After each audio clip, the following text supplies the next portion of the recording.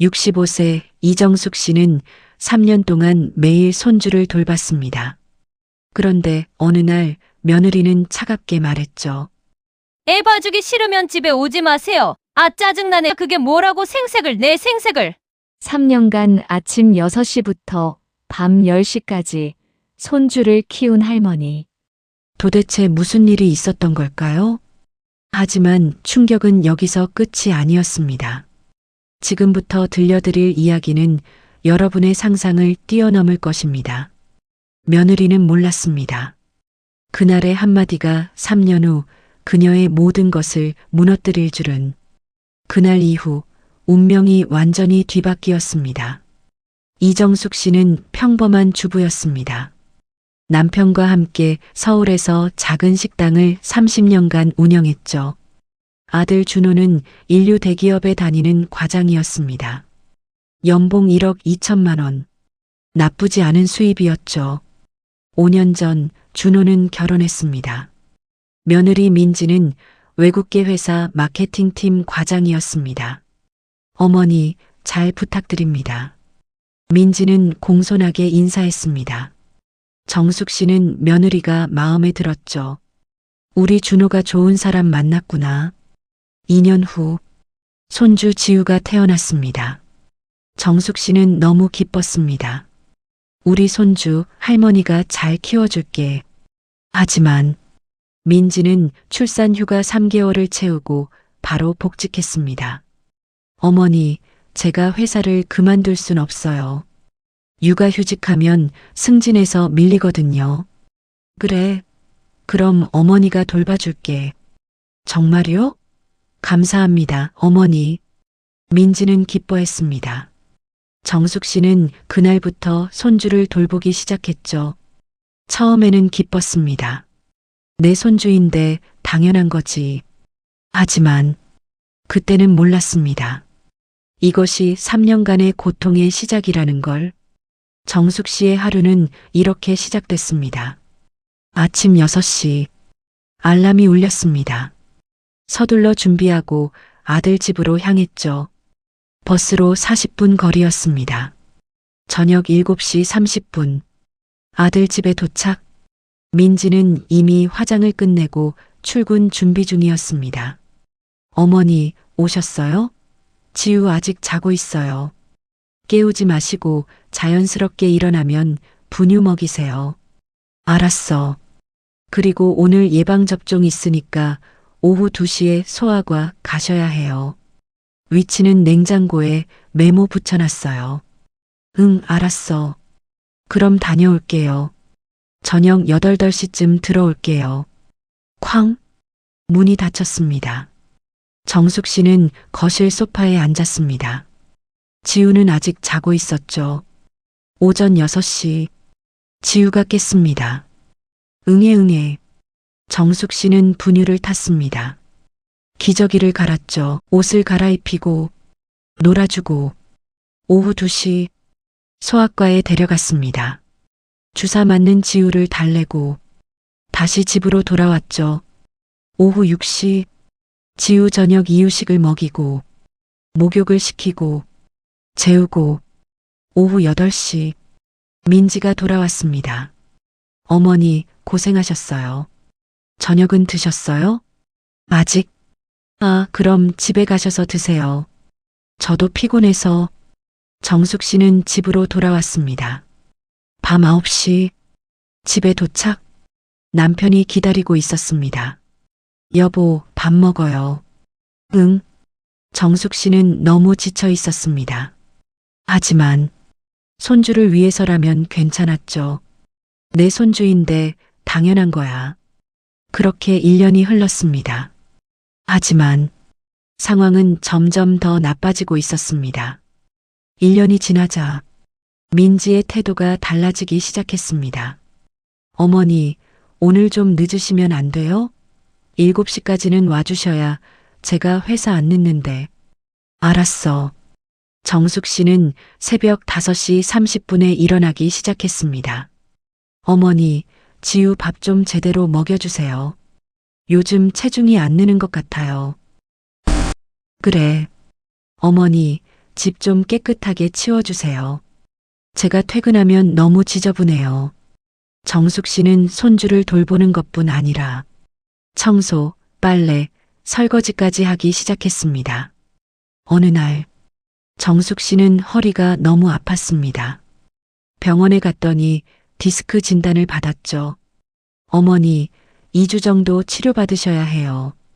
의사가 말했습니다. 정숙 씨는 민지에게 전화를 걸었습니다. 민지야, 미안한데 어머니가 허리가 안 좋아서 2주 정도 쉬어야 할 것 같아. 잠시 침묵이 흘렀습니다. 어머니, 그럼 지우는 누가 봐요?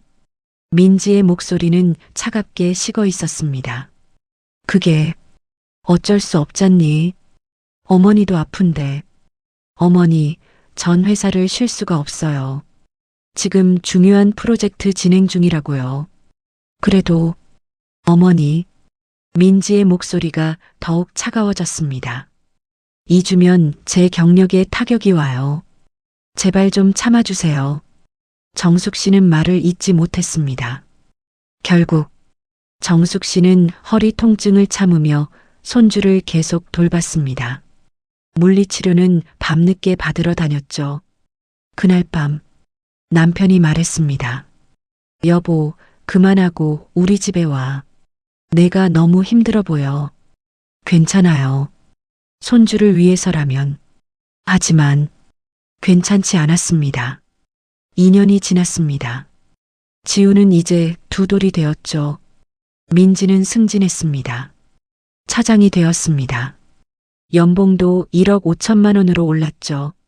하지만 정숙 씨는 더 힘들어졌습니다. 어머니, 이번 주말에 회사 워크숍 가는데 지우 좀 봐주세요. 주말에도? 네, 어쩔 수 없어요. 팀 전체가 가는 건데 저만 빠질 순 없잖아요. 정숙 씨는 주말에도 손주를 돌보기 시작했습니다. 남편과 약속한 여행도 취소했죠. 여보, 미안해요. 다음에 가요. 남편은 아무 말 없이 고개만 끄덕였습니다. 어느 날 정숙 씨는 감기에 걸렸습니다. 열이 38도까지 올랐죠. 하지만 민지에게 말할 수 없었습니다. 지난번 일이 있었으니까요. 정숙 씨는 감기약을 먹고 마스크를 쓴 채 손주를 돌봤습니다. 그날 저녁 민지가 돌아왔습니다. 어머니, 왜 마스크 쓰고 계세요? 아, 감기 기운이 있어서. 민지의 얼굴이 굳었습니다. 어머니, 감기 걸리셨으면 미리 말씀하셔야죠. 지우한테 옮으면 어떡해요. 미안해. 정말 조심 좀 하세요. 지우가 아프면 제가 회사 빠져야 한다고요. 정숙 씨는 고개를 숙였습니다. 민지의 눈빛은 더 이상 며느리가 아니었습니다. 마치 어머니를 고용된 도우미 보듯 했습니다. 그날 밤 정숙 씨는 남편에게 말했습니다. 여보, 나 힘들어요. 남편이 아내를 꼭 안아줬습니다. 여보, 그만해. 제발. 하지만 정숙 씨는 고개를 저었습니다. 손주를 내가 안 보면 누가 봐요? 3년 차. 지우는 이제 유치원에 갈 나이가 되었습니다.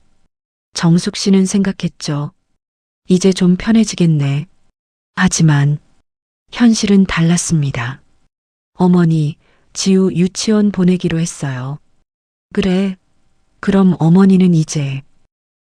어머니는 유치원 등하원 시켜주시면 돼요. 오전 9시에 데려다 주시고 오후 3시에 데려오세요. 그게 다야? 아니요. 오후 3시부터는 어머니가 봐주셔야죠.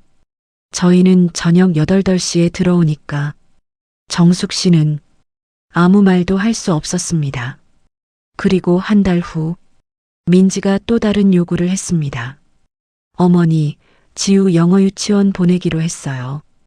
영어 유치원? 네, 요즘은 영어 조기 교육이 중요하잖아요. 그런데 비용이 어머니가 내주시면 안 돼요? 어차피 손주인데. 정숙 씨는 얼어붙었습니다. 그게 월 200만 원이라며. 어머니, 손주 교육에 돈 아끼시려고요? 저희도 벌긴 하지만 집도 사야 하고 차도 바꿔야 해요.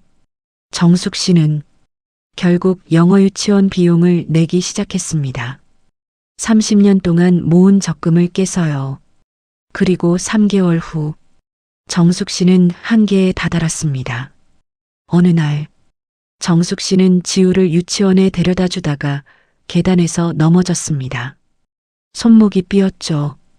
병원에 갔더니 깁스를 해야 했습니다. 정숙 씨는 민지에게 전화를 걸었습니다. 민지야, 미안한데 어머니가 손목을 다쳐서 한 달 정도는 지우를 못 볼 것 같아. 민지는 잠시 침묵했습니다.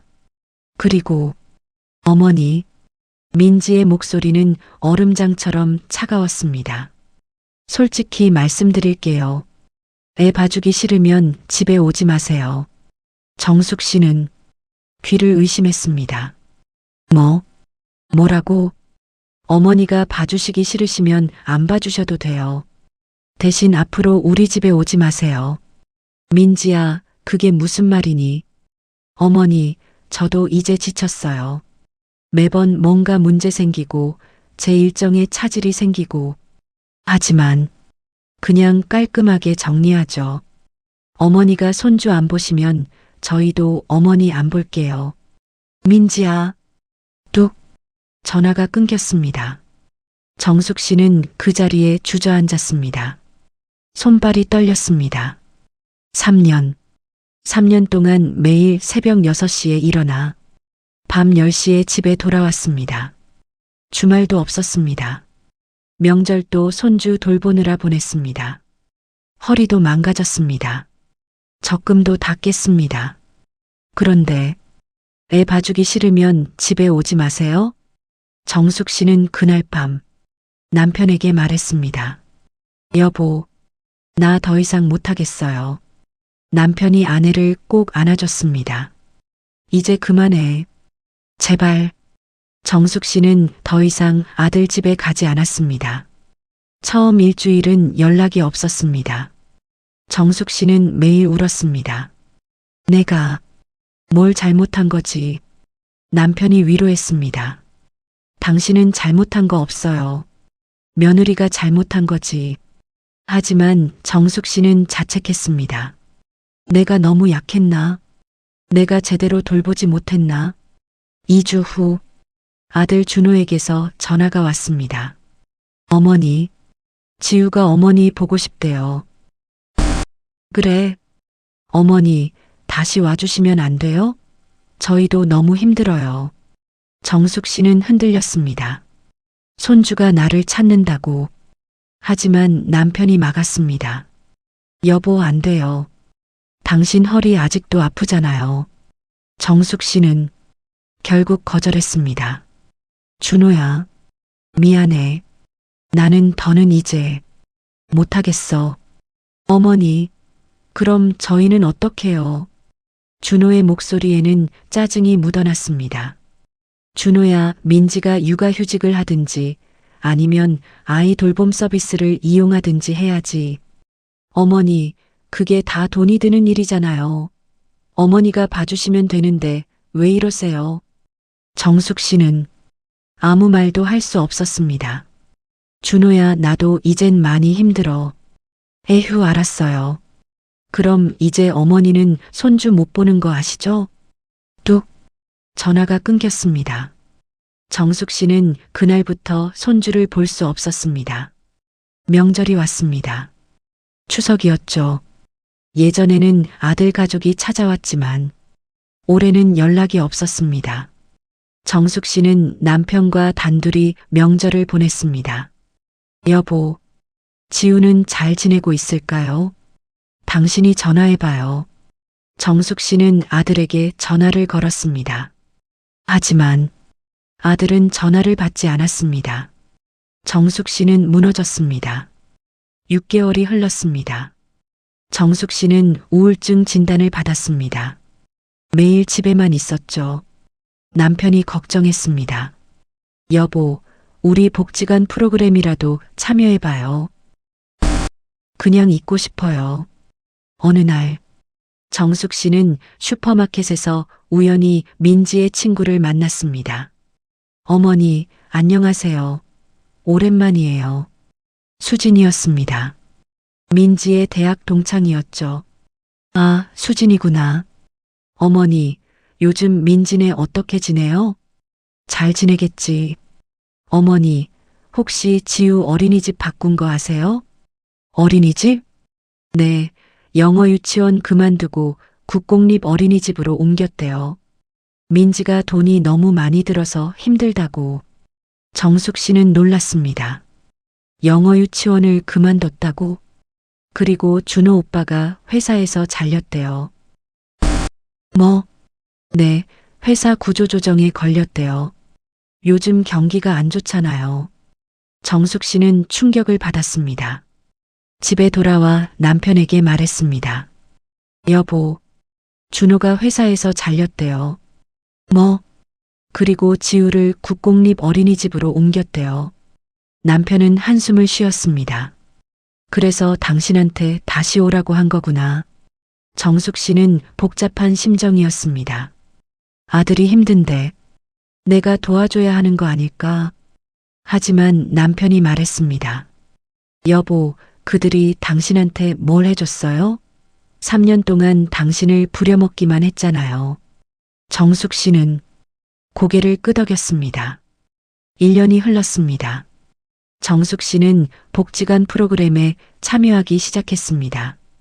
노인 일자리 사업에도 참여했죠. 공원 청소 일이었지만 정숙 씨는 행복했습니다. 내 인생을 사는 기분이야. 어느 날 정숙 씨는 거리에서 아들 가족을 보았습니다. 준호와 민지, 그리고 지우. 지우는 많이 컸습니다. 이제 5살이었죠. 정숙 씨는 다가가고 싶었습니다. 하지만 멈췄습니다.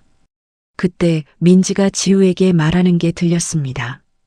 지우야, 할머니 집 가면 안 돼. 할머니는 나쁜 사람이야. 정숙 씨는 얼어붙었습니다. 나쁜 사람? 내가 나쁜 사람이라고? 정숙 씨는 그날 밤 남편에게 말했습니다. 여보, 민지가 지우한테 나를 나쁜 사람이라고 가르치고 있대요. 남편의 얼굴이 굳었습니다. 그래, 나는 3년 동안 그렇게 손주를 키웠는데 나쁜 사람이라고. 남편이 아내의 손을 잡았습니다. 여보, 우리 이제 신경 끄자고요. 그들은 그들 인생 살고 우리는 우리 인생 살아요. 정숙 씨는 고개를 끄덕였습니다. 하지만 그날 밤 정숙 씨는 결심했습니다. 이대로는 안 돼. 다음 날 정숙 씨는 변호사 사무실을 찾아갔습니다. 변호사님, 상담 좀 받고 싶습니다. 네, 어떤 일이세요?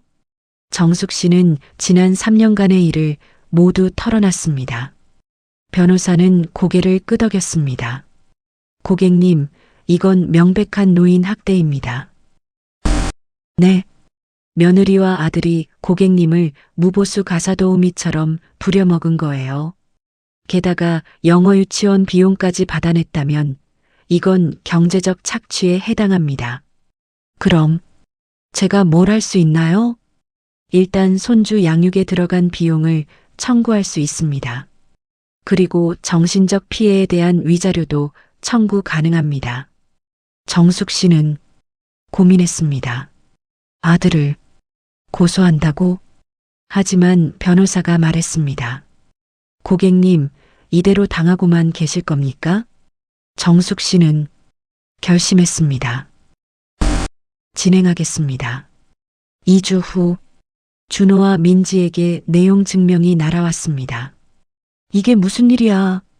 준호는 분노했습니다. 어머니가 우리를 고소했다고? 민지도 당황했죠. 여보, 이게 말이 돼? 시어머니가 며느리를 고소해?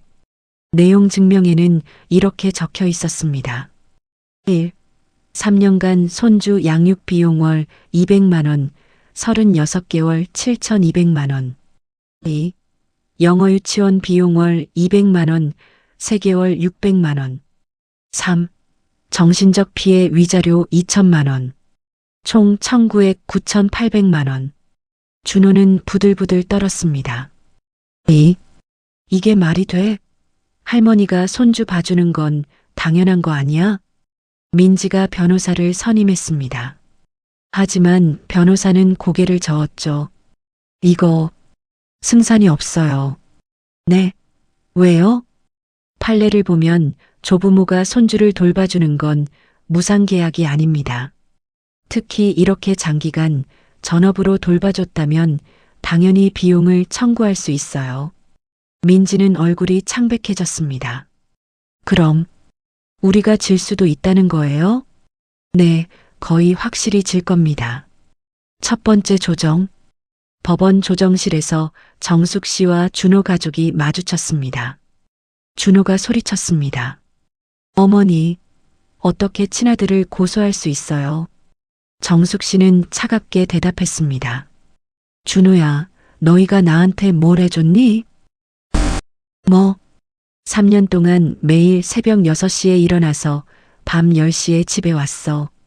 주말도 없었고 명절도 없었어. 허리도 망가졌고 손목도 다쳤어. 그런데 너희는 나한테 뭘 해줬니? 준호는 아무 말도 할 수 없었습니다.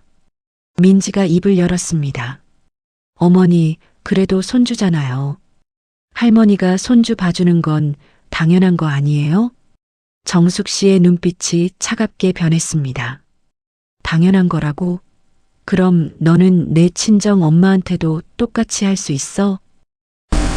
그건 너는 내 엄마한테 애 봐주기 싫으면 집에 오지 마세요라고 말할 수 있어? 민지는 입을 다물었습니다. 조정은 결렬되었습니다. 재판으로 넘어갔죠. 첫 번째 재판. 정숙 씨의 변호사가 증거를 제출했습니다. 재판장님, 이것은 원고가 3년간 작성한 육아일지입니다. 변호사는 두꺼운 노트를 제출했습니다. 정숙 씨는 3년 동안 매일 기록을 남겼던 것입니다. 2022년 3월 1일 오전 7시 30분 도착, 오전 8시 지우 기저귀 교체, 분유 200ml, 오전 10시 놀이 블록 쌓기, 오후 12시 이유식 호박죽, 오후 3시 소아과 예방접종, 저녁 6시 저녁 이유식, 밤 8시 목욕, 밤 9시 재우기. 재판장이 노트를 넘겼습니다. 대단하시네요. 또한 이것은 원고가 지출한 영어 유치원 비용 영수증입니다. 변호사는 영수증 3장을 제출했습니다. 총 600만 원. 재판장은 피고인 쪽을 보았습니다. 피고인 측 할 말 있습니까? 민지의 변호사가 일어섰습니다. 재판장님, 조부모가 손주를 돌보는 것은 자발적인 행위입니다. 원고는 스스로 선택한 것입니다. 정숙 씨의 변호사가 반박했습니다. 자발적 행위라는 근거가 있습니까? 오히려 피고인 며느리가 애 봐주기 싫으면 집에 오지 마세요라고 협박한 녹취록이 있습니다. 변호사는 녹취록을 재생했습니다. 법정에 민지의 차가운 목소리가 울려 퍼졌습니다. 애 봐주기 싫으면 집에 오지 마세요. 재판장의 표정이 굳었습니다. 민지는 얼굴이 창백해졌죠. 두 번째 재판. 판결이 났습니다. 피고인 김준호, 이민지는 연대하여 원고 이정숙에게 8,500만 원을 지급하라. 또한 피고인들의 행위는 노인 학대에 해당하므로 접근금지 명령을 내린다. 준호와 민지는 그 자리에서 무너졌습니다. 8,500만 원. 그들에게는 없는 돈이었습니다. 준호는 이미 실직 상태였고 민지의 월급으로는 감당할 수 없는 금액이었죠. 법정을 나서는 정숙 씨에게 민지가 다가왔습니다. 어머니, 제발 용서해 주세요. 정숙 씨는 차갑게 대답했습니다. 민지 씨. 정숙 씨는 이제 며느리를 이름으로 불렀습니다. 당신이 나한테 했던 말 기억나요?